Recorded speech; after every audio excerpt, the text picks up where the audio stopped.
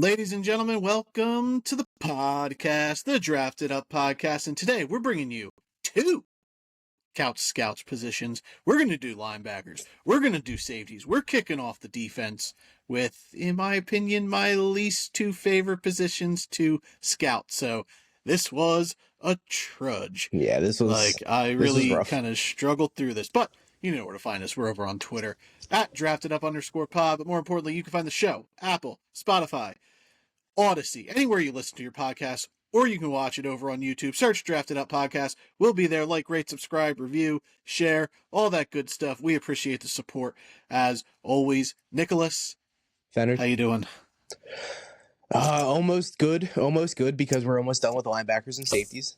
It doesn't help that the classes aren't great. The linebacker class is a little rough. The safety class is probably just as rough, if not. They're both rough. You can go either or. Class. Way more than like the linebacker class. So we'll get into that. I did find myself liking the safeties more than I thought I would, but it's still on par. These two are probably the weakest spots in the draft, in my opinion. Yeah, they're top heavy. There's two or three really good guys at the top, and the rest is kind of middling around. But trickles down. I think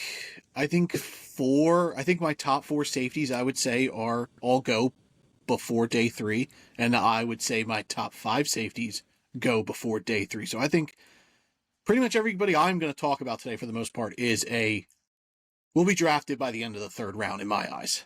Yeah, I would assume my guys will be pretty close to that. I don't see why they wouldn't. Probably same with linebackers, to be honest. Yeah. Speaking of linebackers, Jalen Walker. I did not evaluate him as a linebacker, so he's not in my list. So I have him he's to the side of my linebacker list, but I have him, if I put him in there, he would be 2. I don't have him in my list today because we'll talk about him as edge rusher. Yeah. I do think he'll be able to play a little bit of linebacker, mostly edge.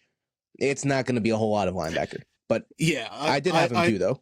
Yeah, I know a lot of people, you see him in either or lists, but I predominantly, like, watching him, I just don't think he makes enough of an impact as a linebacker, whether it's off ball or inside, at the NFL level. I think he is going to make his bread and butter, make his money as an edge rusher, coming off the edge, rushing the passer, and making damage that way. I just don't see enough work at linebacker for him to be a every down linebacker, whereas I think he can be an every down edge rusher.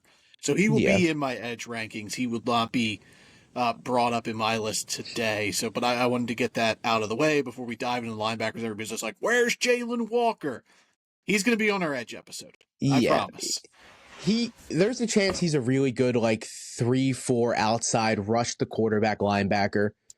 But there's a couple of those guys in the draft. I think Carter could be that role, like a 3-4 outside linebacker. Yeah, Mike Green, James Pierce. Those guys are edge rushers in my eyes. Exactly, yeah. They're not linebackers. They are rush the quarterback edge rushers they're standing up. They're a stand-up edge. Carter would be the best to play any type of linebacker. No, Walker, not Carter. I'm looking at my number 5 spot. Walker would be the best spot for him to be a linebacker or edge compared to all the other guys being Carter, Green, James Pierce. So I don't have him as a pure linebacker. I think he's going to be more of a defensive end as well. Yeah, he will be an edge rusher. So we will talk about him. Yeah, we will talk about him. Yeah. A week or two. Yeah, we're not just going to skip the process on Jalen Walker, and you won't hear us talk about him until we do our big board episode. But yeah, we see him more as an edge rusher, so we kind of excluded him. Whereas, you could say, everybody then can be like, well, Travis Hunter, you're going to evaluate him as a corner and receiver. There's a difference. One's offense, one's defense. 2 completely different sides. Yeah.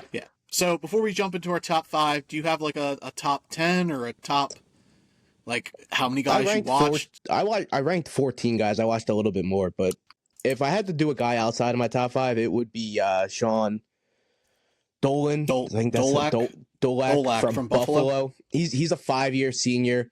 He's really productive 2 of the 5 years. He's been banged up here and there a little bit. But 2 of the seasons he finished with 147 tackles, and then this season he finished with 168 tackles, 19 for loss. He finished with almost 400 career tackles in the 4 seasons playing. He was there for 5 years, though. The injury concern and a little undersized is what you're really the red flags. I expect him to be like a 4th round, 5th round kind of guy, but I think he's a really good downhill, just a tackle machine kind of guy. It wouldn't surprise me if he plays for 8 to 10 years and has 100 tackles every single year. Just racks up tackles, dude. He's a machine. He's one of those backers where they're not flashy. They're going to get drafted later, but he's so old school, dude. They're going to start for a few years, maybe get a second contract with another team, play there for a little bit, bounce around, maybe be a serviceable stopgap. Like you just sign a guy 1-year deal, fill the spot because you need a guy. Yeah. But yeah, he ended up ranking 10th for me. He was my 10th ranked linebacker. I really liked him. Nice. I have him 7. Yeah. So I have him 8. I have him 8. Yeah, I watched 15 guys. Dolak ended up at 10. Cody Lindenberg from Minnesota, similar player, a little bit more of an athlete though. I had him at 9. Danny Stutzman was my 8 from Oklahoma. He gives me Chad Greenway vibes, so I wanted to put him higher, but ultimately he was the top guy going into like spring scouting, summer scouting. Oh, and I'll be talking about him today. Don't you worry about that. He's in my top 5. Oh, all right, Danny Stutzman. Love that. Barrett Carter from Clemson was my 7, and then Jeffrey Bassa, the Oregon linebacker, ended up just missing my top 5. And then there were 5 other guys that I watched, like Smale Mondin Jr. from Georgia, Teddy Buchanan from Cal, Cody Simon, really smart linebacker from Ohio State. Kobe King from Penn State. Kobe King from Penn State. He was my 11th ranked, and then Jay Higgins. He fit in that mold of like Shane Dolak, where he's just a good linebacker, but like really bad athlete on his end. So he was my last ranked of the group. But yeah, nothing overly impressing about a lot of the guys. No, but I think you're probably going to look at 12 to 13 guys who get drafted, and around there, 8 to 10 who float around the league for a while, whether it be backup, special teams, stuff like that. And I think there's really only 4 guys who make an impact. I think it's going to be just starters for a while if projection goes I correctly. would say the top 3 guys in my eyes are for sure starters for a good amount of time. And then like the 4, 5, 6 range, they're kind of going to be guys that might get second contracts here and there. And then after that, you're looking at guys that are going to be second linebackers on teams, special teams, like you guys said. Guys that still make an impact but aren't going to be flashy or people know about them, but they stick around in the NFL for a couple of years. Yeah. All right. Who's your 5? Barrett Carter, Clemson, the guy you already talked about. Okay. Oh, man. So if you're Danny Stutzman in your top 5, too, we're going to have 2 guys different. Okay. All right. Hype up Barrett Carter. Yeah. Go Barrett Carter, and then I'll do my 5. He's a 4-year senior from Clemson. 6'1", 6 foot, 230. So he's decent size. He's a little shorter. You want like 6'1", 6'2". That'd be ideal, but 6 foot, 230. It's cool. 3-year starter at Clemson out of the 4 years he was there. Super productive. 73 tackles, 62, 82, 5 sacks, 4 sacks, 4 sacks. So he's always in and around the ball. And that's kind of what you're going to see when it comes to Barrett Carter. Let me quick pull up my notes. I don't know why that wasn't open. So he bulked up for the 2024 season, but he didn't lose any of his first step break or explosiveness. Great range and really good body control to move sideline to sideline, but doesn't have the high level play recognition and the instinct that you see in a lot of these guys in the class. A lot of these linebackers are really good at identifying plays, making breaks, and making the first step to the ball before it even happens. Carter struggles with that, but what he makes up with it in his athleticism. He's so capable of using his speed to make up for the mistakes that he makes, which is going to be way harder in the NFL. Obviously, everyone is an elite talent compared to college, but he played at Clemson. Clemson, they don't play slouches. They play good, hard college football. So, but he also has good blitzing abilities, which is also from his athleticism, and he's a great quarterback spy. I've seen him picking up quarterbacks constantly at college. If they're a run threat, and that's the current NFL, you need a guy that's going to be able to have that first break and just dart right at a quarterback if he realizes they're about to run. Anthony Richardson, Kyler Murray, Jaden Daniels, these guys are Lamar Jackson. These guys are legitimate threats to rush. And Carter's a guy that can play quarterback spy. So I think he's got a decent amount of NFL value because of his athleticism. But like I said, his downfall is his play recognition, his football instinct. It's not as high as some of the other guys in the class. Mm-hmm. Yeah, with linebackers, I always find it tough to judge because they're just the chess piece of the defense, and you don't know if it's their instincts or their poor play as to why they're not great, or if they were schemed incorrectly and schemed out of place. Like, obviously, if they're bad, you can tell, but like guys that sort of like float around and stuff. But yeah, the first thing that jumps out on Bear Carter is that athleticism and his speed. He didn't run at the combine, which I thought was surprising, but 6 foot, 231, 32 and an 8-inch arms, 9 1/4 inch hands, but he had 34.5-inch vertical, 9 foot 8-inch broad, 4.41 shuttle. So his combine numbers, not the best, a little under percentile, but nothing alarming like Jay Higgins from Iowa was like one of his RAS was like super 3.3. Yeah, that was bad. But yeah, Carter, he's versatile. Good run defender. I love his blitzing ability. Just missed my list at 7. But a lot of these guys, like it's projecting their athleticism. Like most of my list is just pure athletes, and it's just projecting them to the next level. Is a little undersized. Did struggle in man coverage if he was up against a pretty agile tight end. Wasn't great there, but consistent over at Clemson, like you said. He 250 plus tackles, almost 32 tackles for loss, 12.5 sacks. Leader, 39 consecutive starts, so he's durable as well. So yeah, I like Carter. I don't know if he ends up in round 3, a day 2 guy. I think you're looking round 4, 5, maybe 6 for him, in that range, depending on team needs and scheme. Yeah, I think. I don't think he would fall past the 4. I think he's a 4 kind of guy. I think he's going to go around 4. Yeah, it's tough to tell with linebacker. Like, guys could fall just because of needs. Like, if the edge rushers start to fall, like there's a lot of edge rushers in day 3 that I think are going to be impact players. So maybe teams focus on them, and you see linebackers pushed down a little bit. It's tough to tell. So number 5 for me, I assume he's not on your list, is Jack Kaiser from Notre Dame. Did you get a chance to watch him? I did, yeah. Okay, yeah. He is 10? Yeah, 10. Okay. 6'5", almost 6'5", 6 foot 1. I was going to say, I'm like, what tape did I watch? That man is 6'5". What the hell? Yeah. Almost 6'2", 231, 9-inch hands, 30 and 3/8-inch arms, 75.5-inch wingspan. It's reported that he ran a 4.6 on his pro day, so that's a little better than I thought he looked on tape. He looked a little slower, but he, like Shane Dolac, is your traditional, just old school thumper linebacker. Really good in run defense. Solid instincts, effectively diagnosing plays, positioning himself to be in the right spot, which he needs because he doesn't look like a great athlete on tape. So putting himself in the right position to disrupt the offense, huge. Great tackler, really sure tackler. Wraps his opponents up, brings them down. Very low missed tackle rate at Notre Dame. Decent in coverage if he gets a jump, specifically against not super athletic tight ends, but he holds his own in coverage, good with his hands, and his pursuit and blitzing is also really good. There was a play against, I believe it was Ohio State, where the lineman kind of chipped him down and he propelled himself with his hands and he made the tackle in the backfield. Really heads up play, real, heads up instincts, IQ player. Like, teams are going to love him, and he's probably going to go in the 5th round, but inside linebacker, like, he's a guy who could start, I think, from day 1. Like, his instincts are there.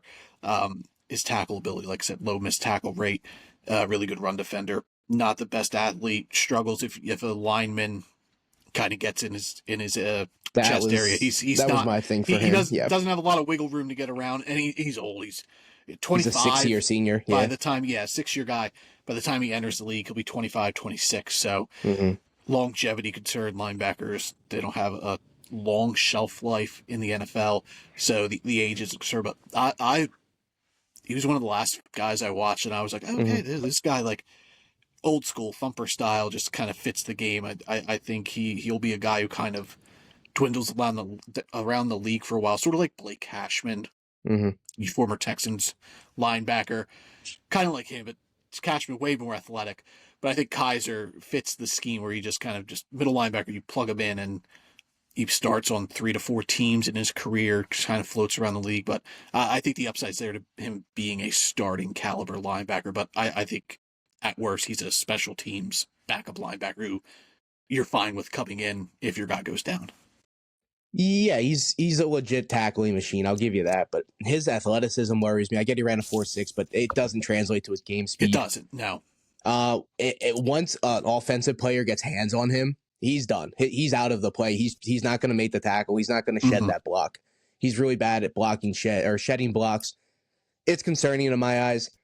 And he just doesn't have like the speed to place like special teams in my eyes. I don't think he could be a special teams kind of guy. But a backup linebacker is where he's going to make his living. I think in the NFL, he might translate to a starter here and there, but I don't think his ceiling's as high as some of these other guys. Who do you got 4? I assume this is Danny Stutzman. It is. It's Danny Stutzman, Oklahoma. Okay. The most productivity I could possibly find out of a linebacker. Yeah. He's a 4-year guy as well. 3-year starter every single year, 100 tackles. 125, 104, 109. 3 sacks in 2 of the 3 seasons he started.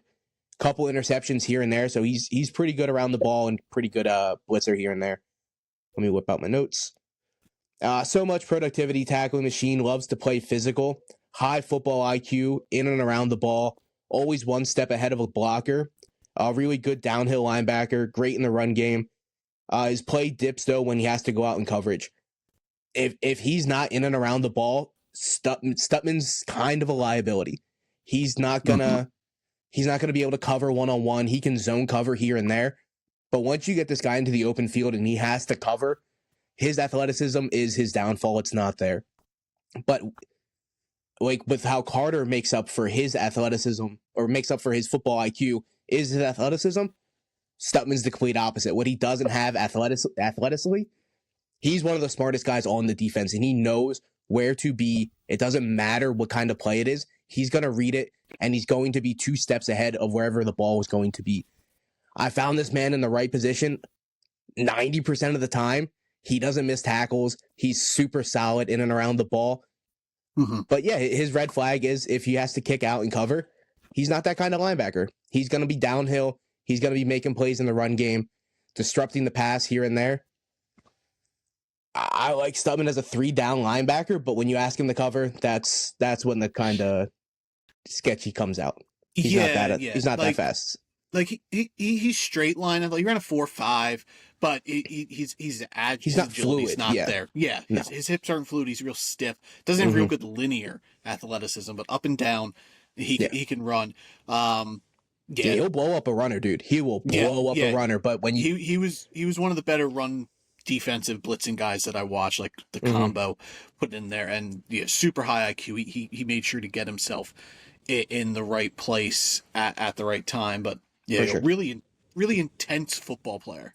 Like I like plays with a chip on his shoulder for sure. I think he is a linebacker 2 at the next level. Same sort of like Kaiser through like my 5 through 10. I feel like the same way. They're guys who you could plug them in, they could play, float around. I see them all more as backups, but I think Stutzman, he is a special teams ace, just that straight line speed. It's a little bit better, like the up man coming after the punt and bringing you down if you get past the first line of defense against the Gunners. I think he can make a living there. But a real high IQ guy, good against the blitz, great against the run. It's the passing, the coverage. Yeah. Like his linear athleticism isn't fully there. It's not there. Yeah, no. Yeah, his coverage ability definitely needs to be not as relied on as it was at Oklahoma. They did consistently ask him to cover at Oklahoma, and it kind of just didn't work out.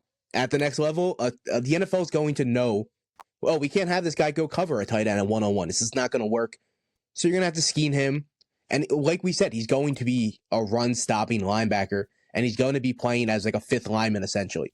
Because the way he breaks when that ball is hiked, he's already at the line. He's so quick at the first step. I really like him as, like you said, a linebacker too. He's not going to be the linebacker that covers sideline to sideline, making all these great coverage plays and still disrupting the pass or the run.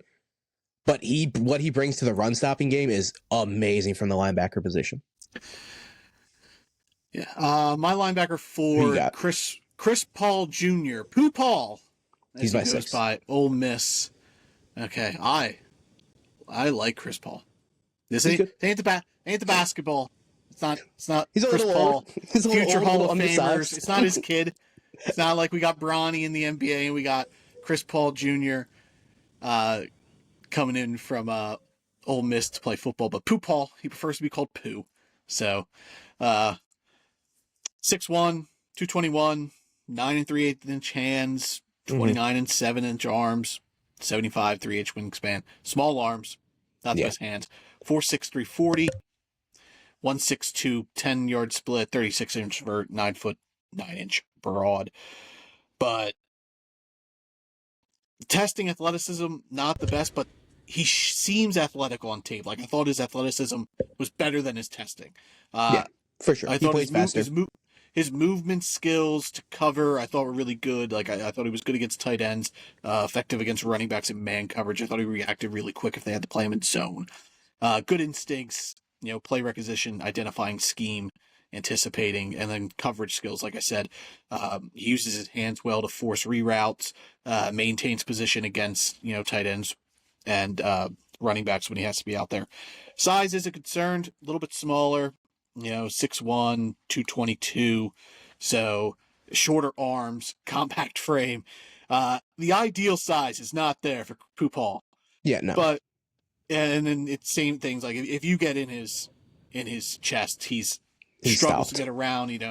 Hands are smaller, arms are smaller, so he can't get kind of maneuver his way around. So his tackle radius not the best, and then you can also see that with his tackling, a little inconsistent as a tackler.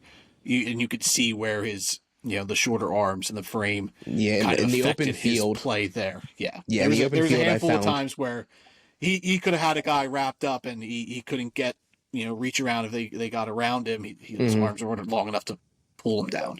But I will say it's never an angle issue. He takes the right angles 100% of the time. He is always making the right steps. It's just his size, and that's what's going to hold him back at the next level. The way he's going to be a really good 4-3 linebacker, regardless of what happens. It's just his size that's going to hold him back. He's got really good patience.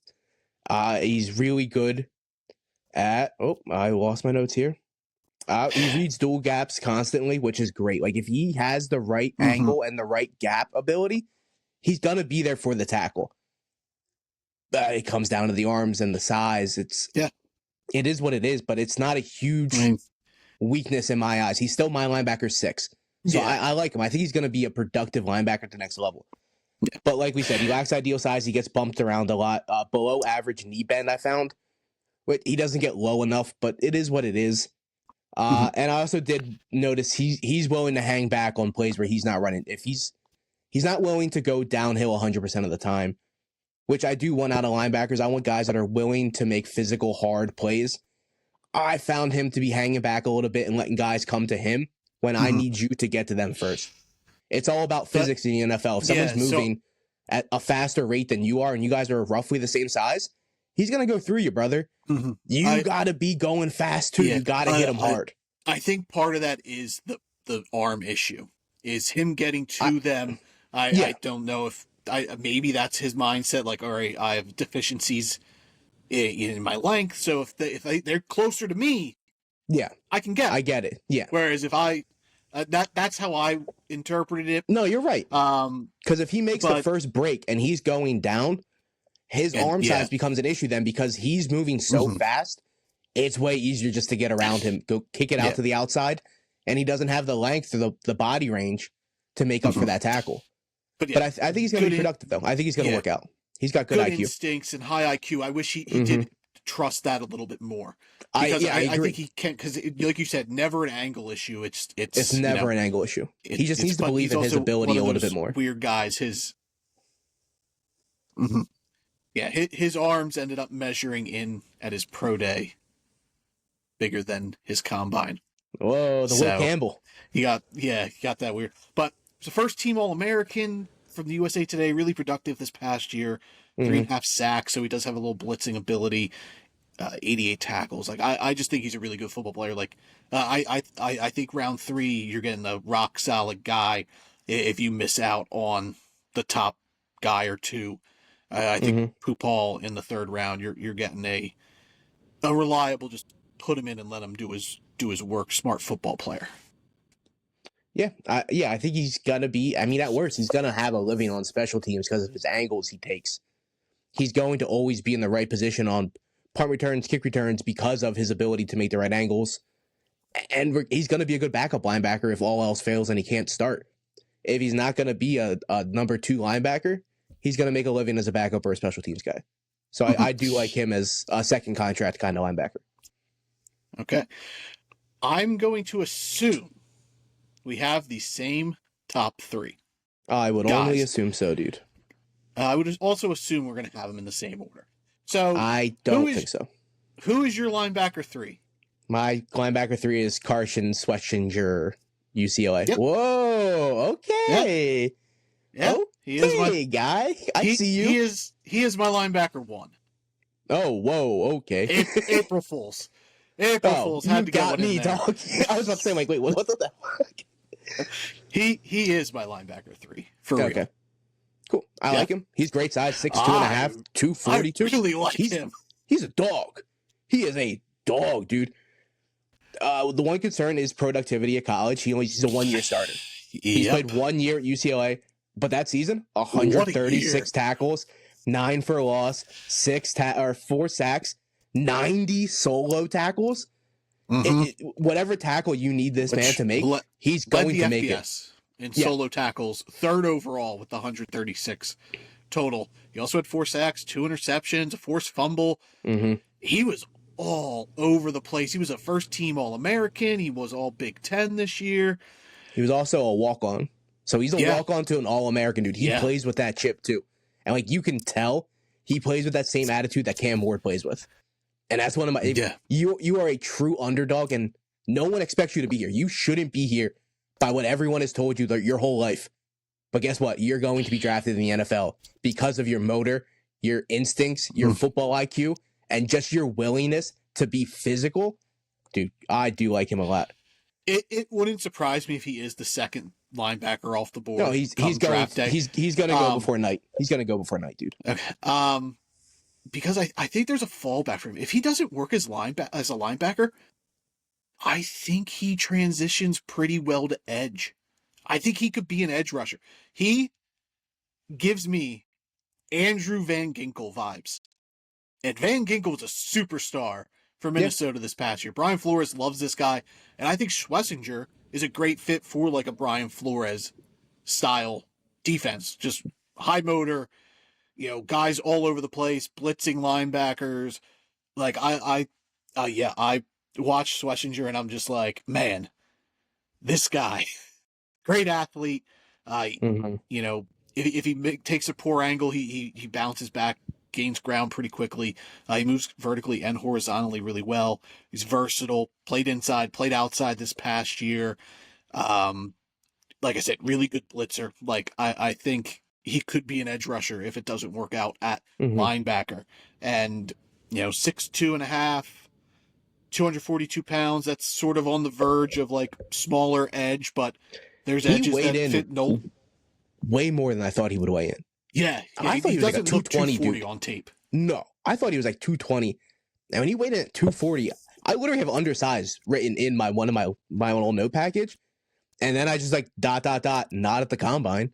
He did not come in undersized at the combine. 6'2.5", 240. That's a great size, dude. Yeah, he holds that weight, dude.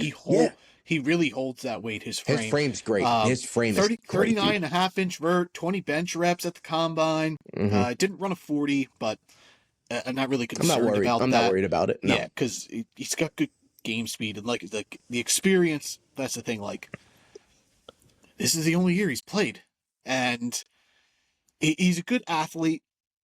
And he is smaller height wise, like 6'2". It's fine, but and like you said, like he doesn't look 240, so I don't know if he just bulked up for the combine. That's Maybe what he plays at that was. 220. I was Because gonna like bring that up. he looks small on tape. Like I also have size and strength transitioning to the NFL, Mm-hmm. but the size per the combine, not an No, issue. But yeah, on not an tape, issue. he looks Yeah. smaller, and I did notice like he does have a better wiggle than a lot of the guys in the class, but if you still get to him, He gets you can moved a push him lot. off. Like Yep, I have that.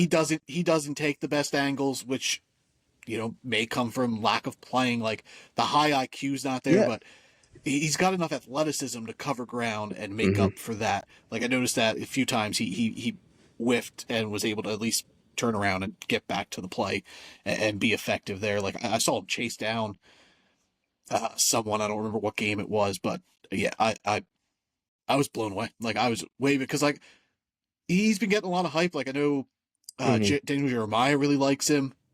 And I'm just like, there's no way this linebacker, like linebacker is one of those positions where you want the experienced guys. Like you don't want to project raw players. Yeah, they usually fail. But yeah, I'm in on Schlesinger. I would take him in the second round. I I honestly agree. think he ends up drafted early to mid round Mm-hmm. two. Yeah, he's a borderline top 50 guy for sure. He's a walk on to All American, plays with that chip on his shoulder. Top tier football instincts, really good ability to recognize schemes and plays. A little undersized, not at the combine. Yeah. He does get moved by O linemen though, but he plays with a passion that makes up for that. He's a great open field tackler. But like we said, he's an only 1 year starter at UCLA. But that one season, he shined, dude. So take that one season as it is. But he's a borderline top 50 guy in my eyes. He's gonna go decently early. I don't think he makes it out of round 2. And he's a dog, dude. I think he's gonna make a pretty big impact for a defense. It could possibly be a linebacker one for a team. He does play with that kind of passion. Mm-hmm. And like I said, if he doesn't work as a linebacker, I think he Can't can get out. transition to edge. I do. All right, linebacker 2. I'm assuming it is your guy. You've been higher on this guy throughout the process than I have. So I didn't think I like going in when I wrote down my initial I'm rankings, shocked you have him at 2. I had him written at 4. Like I shocked. thought I was gonna like Schlesinger and Chris Paul Yep. more than him. But it's Demetrius Knight Jr. from South Carolina. Hell yeah, brother. 6'1.5" 6'1.5" 235, 10-inch hands, 32 and 5/8-inch arms, 80.5-inch wingspan. He ran a 4.58 40, 1.58 10-yard split, 31.5-inch vert, 9 foot 10-inch broad, 7.12 3-cone, 4.25 shuttle, 22 bench reps. He did the whole kit and caboodle at the combine. He did it the all. line. Yep. You know, And I love that. cousin, that just shows what kind of guys he is. distant cousin of R&B legends Gladys Knight and Aretha Franklin. He's also a cousin of D'Angelo Hall. So this guy's family, Weird facts. yeah, is diverse. Was a quarterback also at Georgia Tech, and you could pick that up on tape because he is high IQ from the linebacker position. He plays with his eyes like a quarterback does. Yep. He looks like a natural fit playing the position. So smooth, so fluid. Plays with a high passion. Really good play recognition because of the quarterback thing. He uses his eyes to see things before they happen, and he looks really like a running back. Oh, for sure. He looks like a running back in and around the line when he blitzes. He's so twitchy to get off tackles and get in between lines and just get after the quarterback. He's a really good zone coverage, but will struggle in man to man. Could be a 3rd down linebacker at the next level. I love what he brings to a team, dude. His athleticism, his side to side, he can cover here and there. But like we said, he's gonna cover. He's gonna struggle in man cover. I get it, but it's not really a huge worry with just the way he plays because he's going to be there to make the tackle, even if he gets blown out of the water just on his makeup speed. Yeah. He's not explosive, but like he's fast. Like obviously the lack of explosiveness shows only having a 31.5-inch vert, which was the last among linebackers. But he's pretty agile. Good movement speed, smart football player. Like game speed, way better than his testing speed. Yeah, for sure. He plays fast. Yeah, his coverage was hit or miss. He did see some challenges there. Does struggle sometimes moving laterally to agility due to tight hips, but I kept picking up on him when I was watching Nick Eamon-Worry, who we're also going to talk about today. Like, similar builds, both of them. Yeah. So, like, I Yeah, for kept sure. just kind of like, but there was a play where Jalen Milroe bootlegs in Alabama. He's looking downfield, and Demetrius Knight sort of spying, and then he's just like, I'm just going to go for it, and he charges, and Milroe sees him. He tries to avoid and make the throw, and Knight leveled this guy. Like, like that play there. I'm just like, oh. I hopped out of my seat. I'm like, this guy, this is the dude. And This is Jalen Milroe dude. is muscle, dude. Jalen Milroe is built like a brick wall, dude. Too much muscle. He is too much muscle, 100%. He needs to lean some of that off. But Knight, the way he broke, and Milroe ran a 4.39 in his pro day, dude. Milroe flew. And I get Knight didn't run that well, but you seen how fast he was on that play. He was able to break on Milroe, and Milroe ran a 4.3, dude. He plays fast. Yeah, this is one of the guys I'm going to trust the tape over the athleticism. I know with linebackers, I tried to find a mix, but yeah, good blitzing ability. Yeah, I thought he has a nice first step, real natural timer. You watched any of the Charlotte stuff from last year? No, I that was fun tape. That was fun. I tried watching just the big name schools kind of just churn through, see how he was against the competition he's going to face in the NFL. Good run defender, real good instincts, quickly diagnoses play. Like you said, he uses his eyes, thinks with his eyes, uses his eyes. He diagnoses plays really well. He 100% believes in his abilities. Yeah, like 100%. He's one of the guys, like if you get in his chest pad, he can move around you. He's got enough wiggle room. Arms are long to disrupt the play there. Really high IQ player. I ended up, like I said, when I wrote down my initial rankings of how I thought these guys were going to play out, I thought he was going to be my linebacker 4. I didn't see the hype. He's a little older, but after watching, I'm like, man, this guy way better than I thought he was going to be. And he was a really fun watch. Yeah, he's another 6-year guy. He played 4 years at Georgia Tech, never really got a shot there. And then went to Charlotte last year, played all 12 games, had an amazing season, transferred to South Carolina, and it's a way better competition than Charlotte, and it didn't faze him at all. What he did at Charlotte and what he did this last 2 years, Charlotte, South Carolina, I'm all in on Knight, dude. I think he's got a bright, bright future. Yeah. All right. Speaking of fun watches, linebacker 1, Jihad Campbell, Alabama. Yeah, he's fun. 6'2" and 7/8, almost 6'3", 235 pounds, 10.5-inch hands, 32.5-inch arms, 4'5", 40, 153 arms, little T-Rex, little T-Rex arms. Yeah, Tyson Chandler. I don't want that guy out there, dude. 4'5", 40, 153, 10-yard split, 10'7" broad. This dude is an athlete. I know freak, everyone's dude. Like, he was an edge rusher. He was like a 5-star recruit as an edge rusher, and Alabama's room was just too deep. And he's an Alabama linebacker. That's what he is. And I know people bring up like, oh, well, we'll just play him. We'll draft him. Like, I've seen people like, oh, we'll see Jihad Campbell. They're going to draft him, put on a team. He's going to be an edge rusher. I'm not there. I'm letting this guy, he can blitz. He could do the edge stuff, but I want this dude as my off-ball linebacker, inside linebacker in a 3-4 scheme, or, outside guy in a 4-3 scheme. And let him just do his work. A reliable tackler. Good at wrapping up, making open field tackles with minimal misses. Great in the open field, dude. Great in the open field. Yeah. I would say halfway through the tape, I knew he wasn't going to miss open field tackles. I fully trusted him to just anchor down, and whatever he had to do, he was going to make that open field tackle. Yeah. He's a dog in the open field. He's the reverse. You see a lot of like off-ball linebackers become edge rushers, like Abdul Carter and Oladeja, the kid from UCLA. They were off-ball linebackers. Yeah. Transitioned to edge. He's the opposite, and you would think an edge guy in the open field, they're going to miss tackles because like their stuff is just pursuit. They're not used to it. Yeah. And this guy, tackling machine, really good pass rusher. Obviously, it's comes natural to him. It's natural. He's got good technique. He's got all the pass rushing moves. Lineman, you like I said, you can get into his pad level. He can get around you. He's got good wiggle, good bend. Really versatile. Played off ball. Played in the dirt. I think a defensive coordinator is going to love this guy. I also liked his coverage. I thought in pass coverage, like I thought he was great. He had the top graded linebacker in the SEC in pass coverage. He had the Hmm. most coverage stops among linebackers this past year. His ability to read and cover efficiently in man-to-man situations. Uh, this guy might end up in my top 10. Like, The I only real thing holding him back enamored. is his Is labrum injury, is yes, his shoulder injury, and that's the only thing holding him back. Last week there has been a couple of reports coming out that he's gonna like mid first round, early second round, he might fall out of the first due to his labrum injury.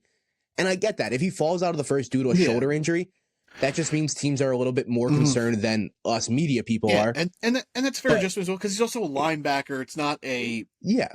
high valued position where you want to spend an elite top level Hmm. pick on a linebacker. But I think this dude is just more than like that's his position in name linebacker. But I think he is so versatile, and you get a smart defensive coordinator with this guy like Hmm. Raheem Morris in Atlanta, Todd Bowles in Tampa. I would love Brian Flores, see what he do. I know Hmm. linebacker not necessarily need in Minnesota. One of those smart, defensive coordinators who just love those people. Mike McDonald in Seattle, Baltimore's guy, whoever's running the show there. If Baltimore would get their hands on this dude, watch out. Hmm. Yeah, but Yeah. Well, you guys are always very BPA being the Vikings, and if he would fall to 24, it wouldn't surprise me if you guys just pick him just what he adds to your defense. Like he's just another rotational piece for Brian Flores to blitz, and he can kick back and cover, and he would just add so much. And his one real full season in Alabama where he played fully, 117 tackles, 12 for a loss, 5 sacks. He was a dog. He's got legit NFL size and traits. He needs to work on his play recognition, but he uses mm-hmm. athleticism to make up for the mistakes in college. That'll be a little bit harder at the next level due to the talent level, but he has natural range to cover a lot of the field, great open field tackler, and an amazing third down blitzer. If he knows the Mm-hmm. quarterback's passing, dude, you got to watch out. He's going to pin his ears back and he's gone, dude. Like if he knows it's a pass play, if it's third and long, he's getting to the quarterback. He's going to disrupt the pass. It wouldn't shock me if he ends up going 11 to San Francisco and Robert Saleh just gets to do work with this guy. Puzzle piece for that defense, dude, for sure. They lost a lot of defense, and he would add a lot to what they missed. I also noticed, like in run defense, if a bigger blocking tight end got into his pad, they did kind of prevent him from getting to the running back. But that's coachable stuff and stuff that he'll also pick up playing the position more. Like he's raw as a linebacker. And he's doing all of this. Two full seasons as a linebacker, and all SEC this past year. 11 and a half tackles for loss, 5 sacks, 117 total tackles. Mm-hmm. This dude got NFL star written all over him. Yeah, his tackles essentially doubled from the season before. 2023, he had 66 total tackles. This year, he had 117, dude. Like, his leap from 2023 to 2023, he looked fine. But this season, he looked like a star, dude. He looked so good for that Alabama defense. And this is what Bama does. They produce elite level defenders for the NFL. Mm-hmm. Yep. For a long time, Alabama really wasn't producing high level offensive guys. They had like Julio, they had receivers and running backs. There was never a quarterback though. It was always defense, dude. They would have 8-10 guys drafted in just a draft class, and they're all defensive guys. It's just another Alabama defensive guy that's going to make an impact on the league, dude. Add him to the total. All right, that's linebackers. Quick recap: my top 5. At 5, I have Jack Kaiser from Notre Dame. At 4, I have Poophall Jr. from Ole Miss. 3, Carson Schwetzinger, UCLA. 2, Demetrius Knight Jr., South Carolina. And then linebacker 1 may find his way into my top 10 when we build a big board. Jihad Campbell. I would love it. Would love to see it. My top 5 was Barrett Carter, Clemson. Danny Strutzman, Oklahoma. Carson Schwetzinger, UCLA. Demetrius Knight Jr., South Carolina, and Jihad Campbell, Alabama, number 1. Where Jalen Walker would be 2 if we were doing him as a linebacker, but I'm not. I think Walker would be 3 for me. I think I like Knight as a linebacker more, his tape, than Walker's. I get it. Yeah. But I didn't really do a full linebacker eval one. Yeah, Walker. No. Right. Before we jump into the safety positions, let's shout out our friends over at W Energy. They pride themselves on full ingredient disclosure, no artificial dyes, no sweeteners, none of that stuff. They use a coffee extract, genderless energy. It's good stuff. Also, if you're not a caffeine person, they have a hydration line. If you just want to add a little boost to your water, get you that water intake for the day, adds a little spice to it. They great product. I got two over my shoulder. You'll see them. It's the Blue Tropical Punch and the Dub Sludge, which is Granny Smith apple and a mystery sauce. It's good stuff as well. They have products. They got shakers. They got merch. They got a duffel bag on the website. It's good stuff. Check them out. W.gg if you're using the website version, or if they have a mobile app, just search Dubby in your app store, your Apple store, or your Google Play store. They'll be there. And then, of course, use the code DRAFTEDUP, and you'll get a nice 10% discount on your order. Support the podcast and support our friends over at W Energy. Be better. Eat that dub. Eat that dub. W Energy. Safety time, baby. Yeah, safeties. I'm rocking the boy. Harrison Smith, the Hitman. One of the best. I thought about digging out the Chad Greenway jersey for the linebackers, but I just didn't have the energy to dig it out of the closet. So the Greenway, what a throwback! Yeah, those ugly ass jerseys you guys used to have. Yeah, but rocking the Hitman, coming back for one more season, baby. 14 years. This will be his 14th season. You even got the Hitman hat on. I'm not gonna. That's no Bret Hart hat. That's a Harrison Smith hat, baby. Why is it pink? It don't matter. Breast Cancer Awareness Month, brother. He's looking out. He's looking out for the ladies, baby. Save the tatas. Harry Hitman, Hall of Famer. If he doesn't make the Hall of Fame, it's gonna be close. His numbers are amazing. Amazing. He's one of the best safeties. I'll give it to you. If he gets a ring, lock him in. Oh, for sure. If he gets a ring somehow. Yeah. Hey man, you guys are gonna be a little bit sneaky this year for sure. Well, real football talk. Vikings are gonna be sneaky this year. I love what you guys are doing this offseason. We are building the perfect scenario for JJ McCarthy. Yep. We're doing. You know what you're doing? Yeah. Well-run team, right. Dude. I'm jealous. Safeties. I wish I had a well-run team. Brian Dable just knows this is his last life over here, dude. Oh my god, dude. It's a rough life as a Giants fan. All right, safeties. I watched 15 guys, same as linebackers. I kind of divvied out 15. The guys who just missed, I'll just do my bottom 5, so my top 10. Billy Bowman Jr. at 6 from Oklahoma. Lathan Ransom from Ohio State was my 7. R.J. Mickens from Clemson, 8. Jonas Sanker from Virginia at 9. And then Upton Stout from Western Kentucky was my safety, 10. Ooh, we gonna have the same top 5, baby. We do?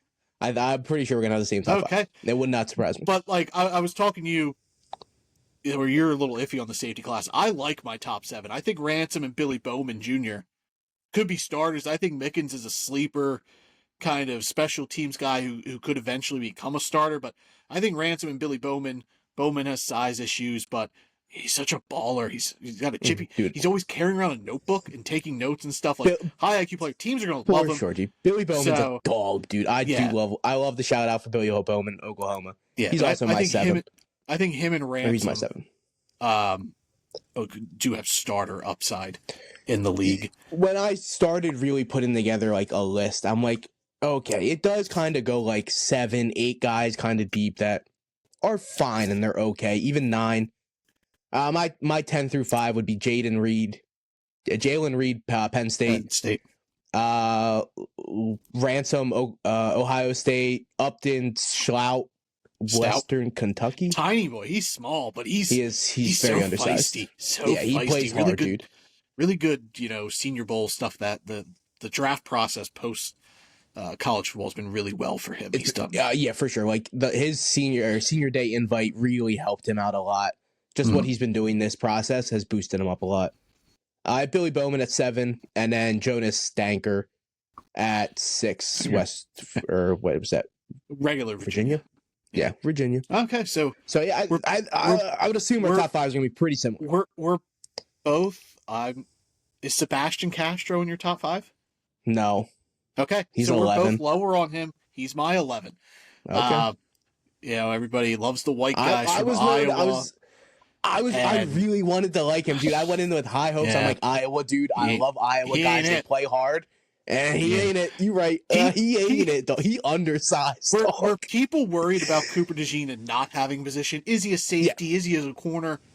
That's the problem with Sebastian Castro. I don't he's know if not he could good at be a either. regular nickel Yeah. corner. I don't know how well he translates to safety. He's a good Mm-hmm. football player, but he Yes. actually is positionless in my eyes. Yes. And that's Yeah. why I couldn't get a spot for him. Yeah, and I don't Okay. think that's going to translate to the next level. I don't think he's No. athletic enough for that be positionless kind of safety. Okay. So at safety 5, I have Andrew Mukuba from Texas, formerly of Clemson. My 5 is Andrew Makuba, Texas. Okay. Here we go. 5'11" and a quarter, 186 pounds, 9-inch hands, 30-inch arms. Not ideal. 4.45 40, 1.53 10-yard split. This dude is a ball hawk. He's got great ball skills, really good in coverage, real versatile. Texas had him moving all over. He played a little deep safety, played nickel here and there, not a lot, but they did match him up versus different key players on the offense when they were playing. He created turnovers, led the SEC, 5 interceptions in 2024. His track and react is so good, such a playmaker. Yeah. Like I said, excels in coverage, impressive awareness, ability to read the quarterback, to anticipate, really agile, burst out of breaks. Like, this is a athlete. And that's why I just think that through and through of the safety class, minus the number 1 guy, not the best athlete, but we'll get to him. I assume we're going to have the same number 1. But yeah, I love the ball skills, the tracking ability of Makuba. I wish he was more physical, but tackling technique, not there. Physicality in the run support, not there. He's willing, and he can be a little aggressive, but leaner frame, not overly effective against ball carriers. And then sometimes he's overly aggressive in tackling, which I think he just makes up for being small. Or maybe if he figures, if I'm aggressive and just throw myself at him, I'll get the tackle. But I noticed a bunch of missed tackles and then, try to dive at opponent's legs late to kind of make up for it. So if he can refine himself as a tackler and get a little more physical, I think there's a ton of upside. But right off the jump, this guy is going to be, just hawking balls, that deep safety, probably a safety 3 to start. You'll have your free and your strong, and he'll just be the backup to either one of them.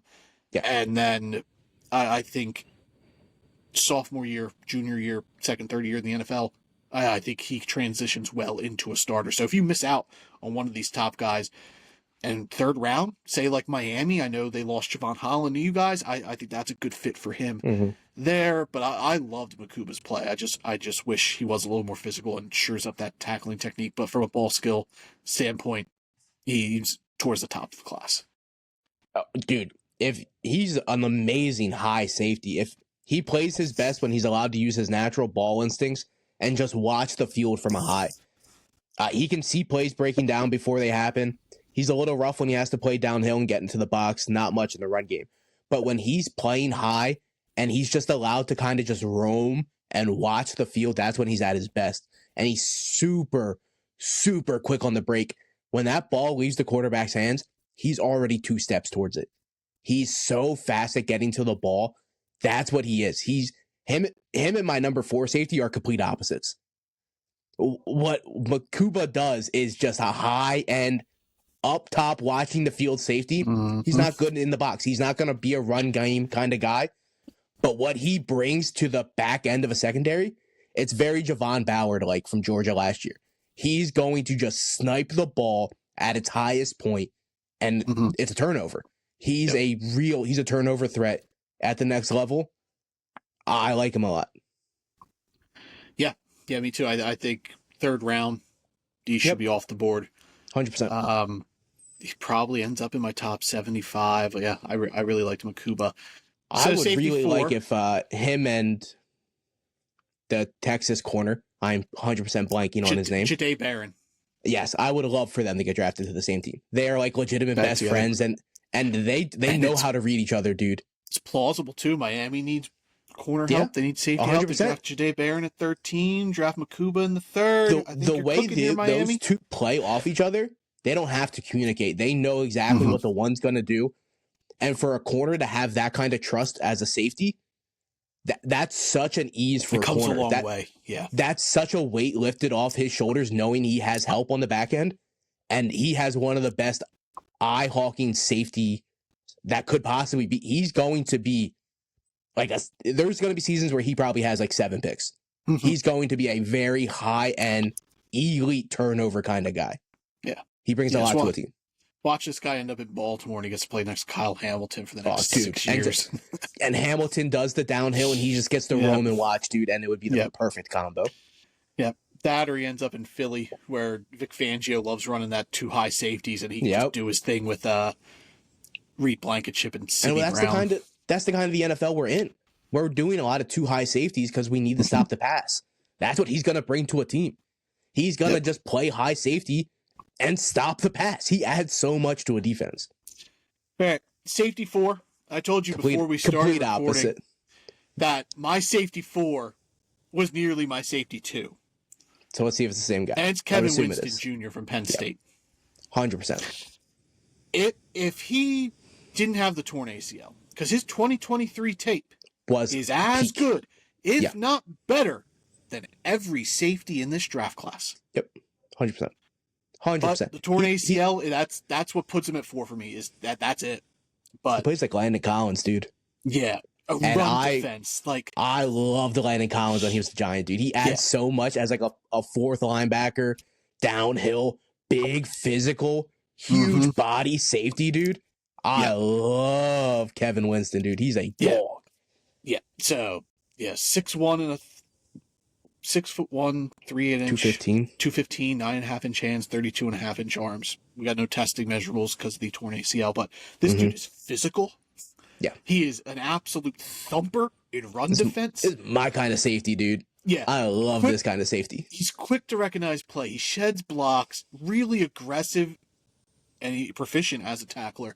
Hard hitter, physical tackling, hard hitter, enforcer.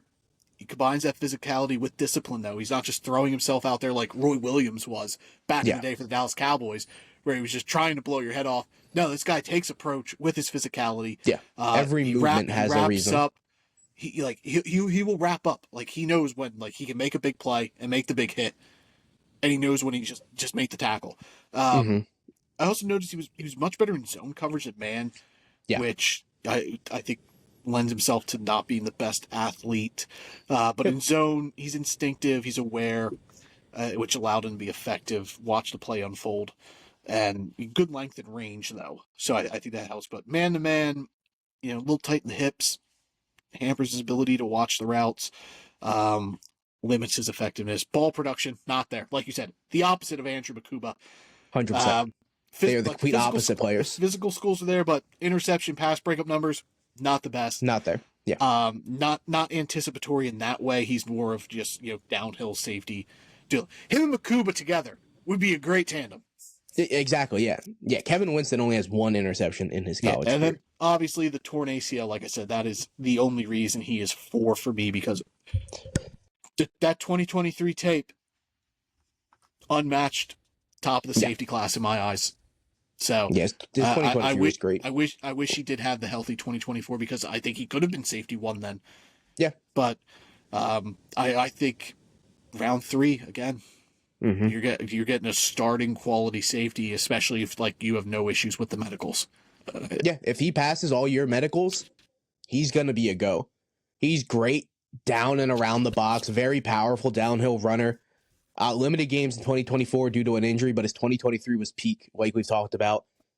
He was taking all the right steps forward to be an elite safety in the draft class. He can use work on reading the plays and kind of using that instinct. Him breaking on the ball isn't as good as a guy like Makuba from Texas. He just doesn't have that instinct, but that's not the kind of safety he is. They're complete opposite players.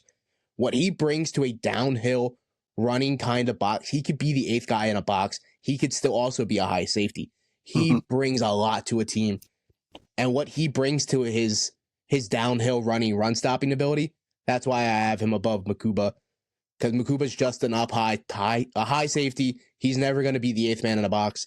Winston brings versatility to a defense. That's what teams want. If you can do more than one role on a team, you're going to stick around for a long time. Yep. All right. Who do you got at 3? Watts, Notre Dame. Okay. Here's where we differ.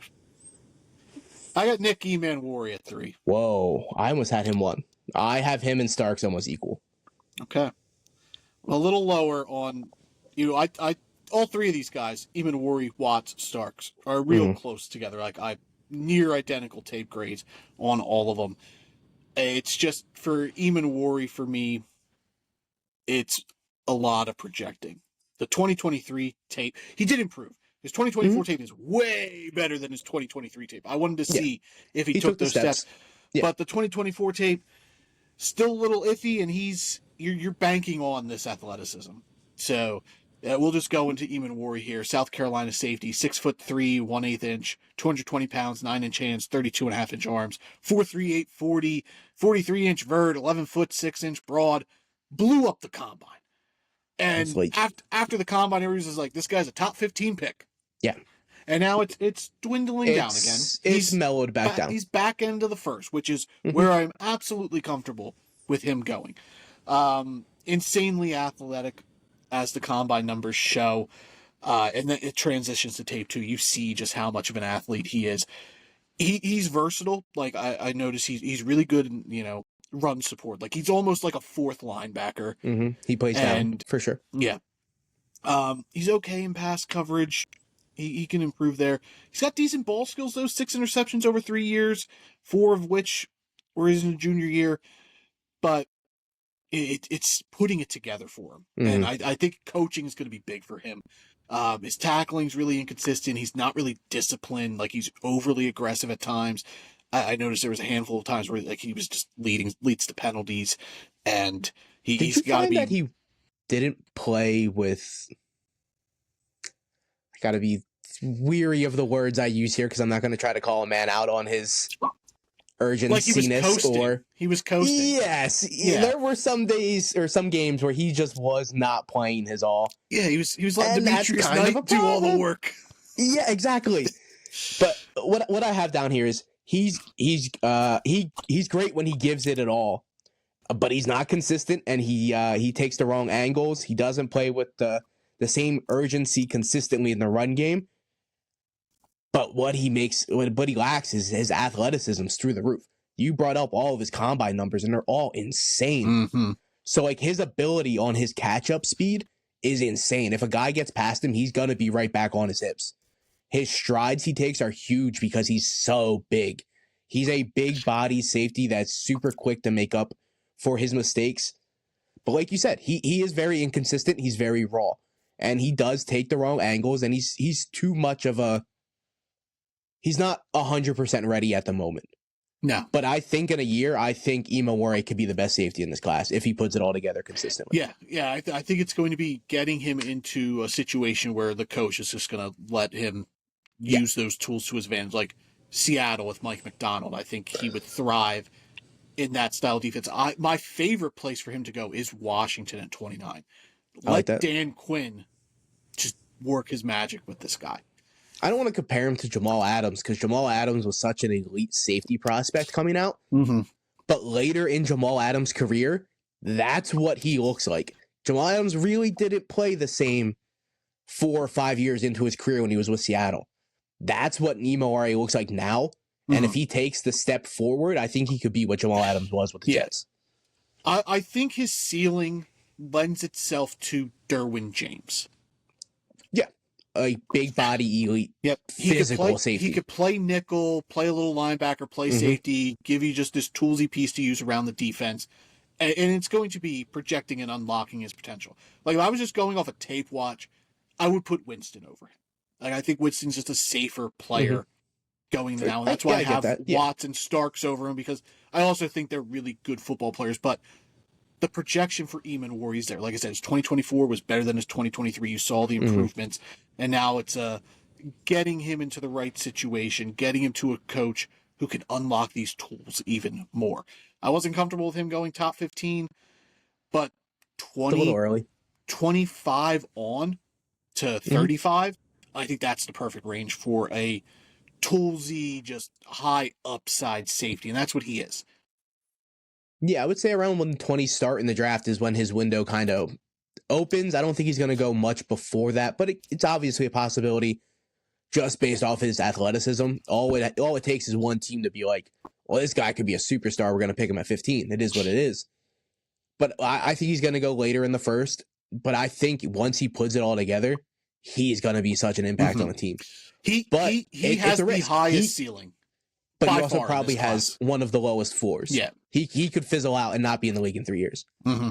Yeah, just based on him not putting it together and him playing with the urgency that he needs to play with. Yeah, there's a bust right there. But like I said, get him with a great coach who knows defense and can mold defensive players. And I think we're looking at a standout potentially here. But I still like him. Like I said, Watts, Eamon, Starks, real close to each other in grade for me. Even Winston. Like I like Winston State, but I got to factor in his injury, so it kind of bumped him down to those three. But it's weird. Like in my eyes, Imaware and Watts are just upgraded versions of Winston and Mukuba. That's how I look at these guys. Like I think Watts is just an over-the-top safety that plays high, but I think he does it at a better level than Mukuba. And I think what Imaware does is better than what Winston brings to a team. So like we joke a lot about like Pokemon evolutions. But that's exactly how I see these. I see Winston and Mukuba as just lower, less versions of Watts and Imaware, but I only think it's like a round. I think these are third round guys to where Imaware and Watts are like second. Watts might fall to the beginning of the third. I have no problems with Watts. Like I would consider Watts in the first round. I don't think it happens, but like you said, it takes one team. Yeah, exactly. Like, I don't think it happens, but I think he goes in the second. He'd be perfect for Vic Fangio. Philadelphia at 32. For sure. He might not make it to 64. It's true. Yeah. So, all right, Xavier Watts, Notre Dame. He's my safety 2. He's your safety 3. Yep. 5'11" 3/4, almost 6 foot tall, 204 pounds, 8 5-inch hands, 31.5-inch arms, 76.5-inch wingspan. And it's reported that he ran a 4.56 at his pro day, which is a good number for him. That's good. Yeah. Like ball hawk skill. Led the NCAA 7 interceptions in 2023. He's really good at reading the quarterback, anticipating the throws. He also used to play offense, so it contributes to the ball skills. Like you could tell that he used to be an offensive player. You know, he high points really well. He also played linebacker. Yeah, where Mukuba lacks is physicality, run support. Xavier Watts is physical. And he's good in run support. He tries. He gives aggressive. It his all. Yeah. And he's a little more polished there in terms of his trying. Like his frame's better. He's 205 pounds, whereas Mukuba's 180 something, almost 190. So he came in pretty light. The frame lends itself. Like he's got a great closing burst, especially if he's going downhill. When he arrives at the point with impressive speed, violent hands at the point of attack, like. It helps him shed the blocks, whereas like at least the physicality and run support, there's room for him to grow there. Whereas Mukuba, I don't necessarily think there is because of his frame, but he got to play the rover position, so he's real versatile. He played a hybrid of safety linebacker at Notre Dame. Like the Bengals, the dream situation for him is to get back with Al Golden, who was defensive coordinator at Notre Dame, who's now defensive coordinator at Cincinnati. If the Bengals can nab this guy in the second round, I don't know if he's going to be there. I think that's the perfect scenario for him and for Cincinnati because they get him this ball hawk playmaking safety that they just need playmakers on defense. Bring in one of the best playmakers from the safety position. But I love this tape. Not the best athlete, but I don't need a super gifted athlete as a safety, whereas like Nicky Manwari, that's his shtick. But you know, and if he could shore up his tackling, like I said, he's willing and he shows, and at times it's there, but polish that up a little bit, improve that technique. But I think we're looking at a guy who's going to be just a starting safety potentially for the next 10 years. Like I'm that in on Xavier Watts. Like his frame. He's probably going to be in my top 30. Like I'm on board. I like that. His frame is the reason I have him above Mukuba for sure. Mukuba came in at 186. To where Watts he's built way more consistently for the NFL, and that's what you want out of a guy. He came in at 204, 6 foot 204. So that's great. And like his last season at Notre Dame, he's a 5-year guy at Notre Dame, so he plays consistently with Notre Dame. And that's what you want. You want a guy that's going to stick it out through one of the higher end organizations. He didn't back out and transfer because they didn't give him playing time. He stuck it out and became a leader in that locker room because of how long he was there. And if you're able to become a leader at Notre Dame, that shows the kind of character that you have. I do really like Watts a lot. He plays top tier ball skills, can read a defense up high and make a play. He watches the field like a hawk. His eyes are everything, and his break, like you said, he plays frisky around in the box, so he makes the effort compared to where Makuba can't do that. And I watch this guy hit tight ends and knock the ball loose. Like, he'll fly downhill and knock a ball loose on a bigger guy. Makuba can't do that because of his frame. Watts has a way bigger frame, so I do like what he brings more physically than Makuba. Yeah. The physicality Watts is going to be a lot of fun in the NFL. It's shoring up the technique. Yeah. But I think, like I said, I would have no problems Philadelphia nabbing this guy at 32 because they know he's not going to make it to 64. Yeah, there's a good chance he's not there at 64, for sure. Yeah. All right, safety one. We're in agreement here. Malachi Starks from Georgia. Yes, sir. He's been safety one for summer scouts. Quite some time, my safety one. Winston was my safety one. Whoa. In summer scouting. I told you, I love Kevin Winston. It's the ACL injury that bumped him down there. 6 foot, just under 6'1", 6 foot 7/8 inches, 197 pounds, 9.5 inch hands, 31 and 5 inch arms. Ran a 4.5 40, a 1.5 110, 33 inch vert, 7.26 cone, 4.45 shuttle at the combine. Not the best athlete testing wise, but that 151 10-yard split, which I'm going to value more for a safety, the 10-yard split. Exactly. Was third in the class. So that short area burst is there. His and burst is that's crazy. All dude. I care about. I don't care about the long speed for him because he's not the type of safety I want roaming like Xavier Watts. I want him down in the box, being physical. But he can play over the top too. He can play over the, and that's why he's won. That's why he's the number one safety in the class. He can do both. It is a shame the safety position isn't valued in the NFL. So this guy's Brian probably Branch fell out of the first round. Yeah, he's gonna fall. He's probably not gonna go top 20. No. So you're looking at a guy whose range is probably the same as Eamon 20 to 35. Him to Green Bay, I like a lot. I don't. I want him at 24. Like, if Minnesota has to stick and pick, because McKenzie's that over the top ball hawk safety, where Starks is just I love that combo, dude. They drafted Evan Williams last year though, and he had a really good year. But I don't like that guy. Do they? I didn't like that guy coming out. But Green Bay values trenches, and athleticism. They value trenches. Freak out. They're going to go. If they would take safety, it wouldn't surprise me if they took Eamon over Malachi Starks. But I don't like the fit with Xavier McKinney that much. I think Starks is the perfect protege for Harrison Smith. Yeah, sure, he's perfect in any type of system, dude. He's got to shine, dude. He's great. Him in Minnesota is if Minnesota's got to stick and pick, he's like one of two guys that if Minnesota's at 24, I want them to stay and pick. Mm-hmm. And I didn't think I would be that high on Malachi Starks. Like I said, he's my great. Safety too. But coverage skills are really good. He's really aware. He reads the quarterbacks well. He's got really quick feet and burst, and that shows that 10-yard split. Third in the class. He positions himself well to get in the lane. Hands are good. Consistently showcases the ability to make a play, whether it's intercept or deflect the pass. He's there. Really good in run support. Really quick reactor, physical, aggressive downhill.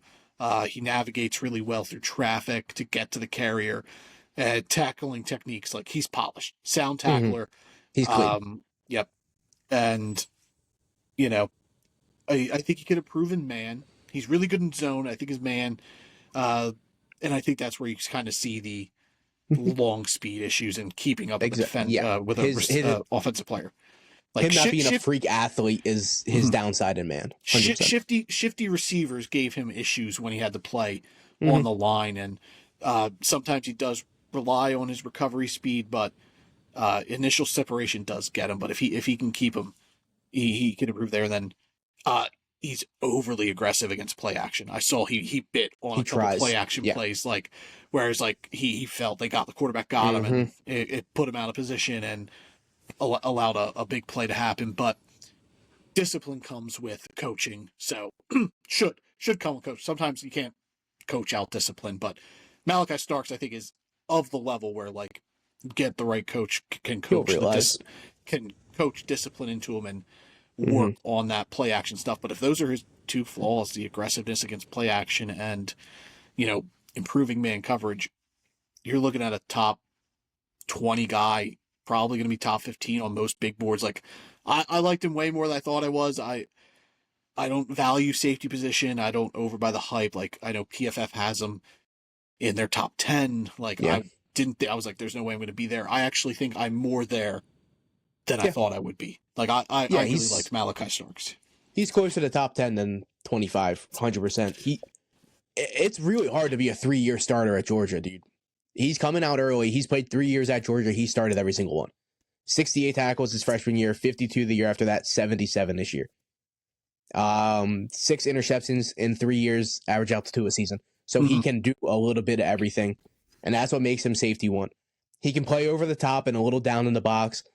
He's not going to use his power in the box, but he uses the right angles and his friskiness to be wherever he needs to be in the run game. He's going to make an impact. He's really good at shedding tackles through the line as well for a guy that's not big body like Imaware is, but he knows how to use his body and the right momentum when it matters. I really like Starks, dude. He's going to be a huge impact. He's easily safety one in my eyes. I don't want to say Imaware and Watts, if they fall out of the first, I would be surprised if Imaware falls out of the first, but I get it if he does. He's not consistent. Starks is polished. There's not much inconsistency in his game. You know what you're going to get day one. No, I think Starks is a lock compared to all the other safeties to go round one. So, well, like you said, he's polished, dude. The day one Starks you're getting in camp is what you've got the last 2-3 years at Alabama. He's so good, dude. Georgia. Didn't he go to Alabama? No, nope, Georgia. He is Georgia. The other Malachi went to Georgia. There's a safety Malachi Moore. He went to Alabama. Malachi yes. But yes, I always get him confused with yes. Speaking of Alabama, building your board. Going with this. Top guys of today. Jahad Campbell, Malachi Starks. Top linebacker, top safety. If you're building your board, who are you going to have ranked higher at the end of the day on a top 100? Probably Starks based off of the labrum injury of Campbell. Okay. I know I'm going to get a consistently play out of Starks. They're going to be very close, though. They're going to be very close. Yeah. No, I think I'm going to agree. Starks, he provides a really good floor. I don't think his ceiling's as high as Jahad Campbell's. It's not. But No. Malachi Starks come in, be a starting safety for 10 years, and be a top 10 safety every season. Whereas if he makes an all-pro, I wouldn't be surprised. Yeah. I think Starks could be a 1 or 2-time all-pro here and there. To where if Campbell hits his peak, he could be a 5-time all-pro, consistently one of the best linebackers in football. But he could also just be out of the league and just a guy that's only used here and there on like a rotation because he doesn't have what it takes to be an every down kind of back. Putting him in the passing situations because exactly. He can only rush the passer. He can't really cover. Yeah. So if that does happen to Campbell, Starks is going to be way more valuable. So I'll take the safer floor with the still pretty high ceiling that Starks has. Yeah, but they're going to be close, dude. They're going to be in the back on my board. Exactly. They're going to be like the 12 to 15 range. They're going to be right there in that range. They're good. They're good, dude. Yeah. They're both really good players. But there we go. Recap safeties real quick. At 5, I had Andrew Makuba from Texas. 4, Kevin Winston Jr. from Penn State.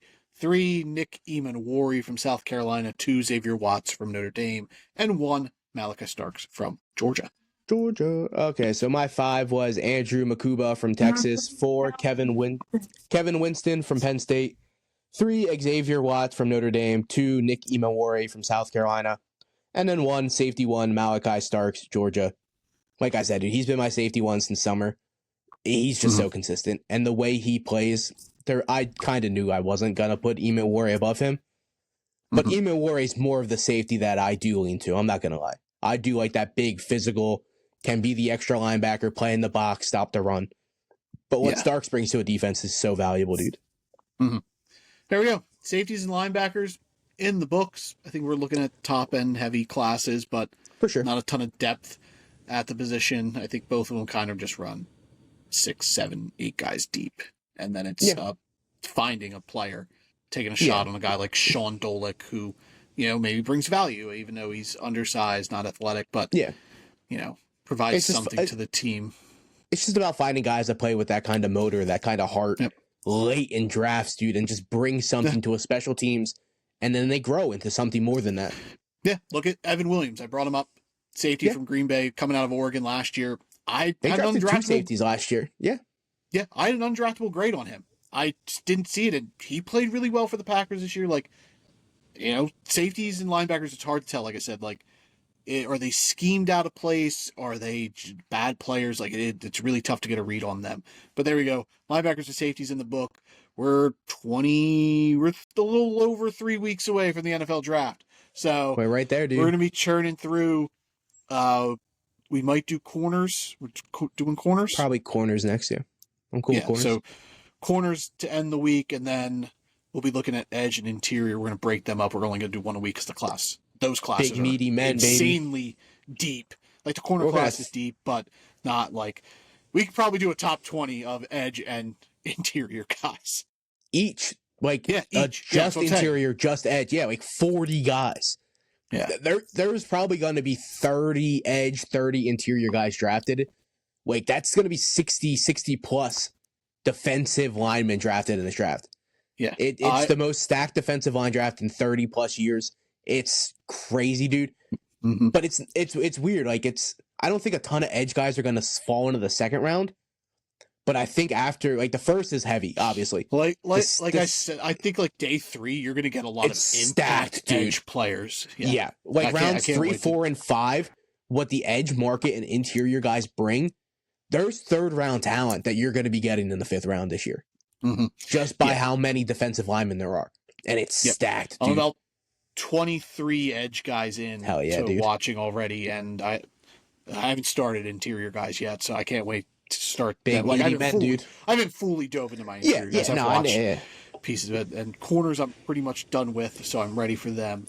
But yeah, I can't wait to talk about the edge class, but we'll get there. The edge class, the interior lineman class, we're saving them for last. Main event with the big meaty boys, the meat mountains. Yes, sir. Drafted Up Podcast, you know where to find us, Twitter, at @DraftedUp_pod. But more importantly, you can support the show, Apple, Spotify, wherever you get your podcasts, YouTube. Search Drafted Up Podcast. Like, rate, subscribe, review, share, tell a friend. We appreciate all the support from you guys. Support our friends over at Dubby. 10% discount. Use the code DraftedUp and get yourself some energy or some hydration. And we'll catch you guys later this week. Cornerbacks, baby. Adios. Bye.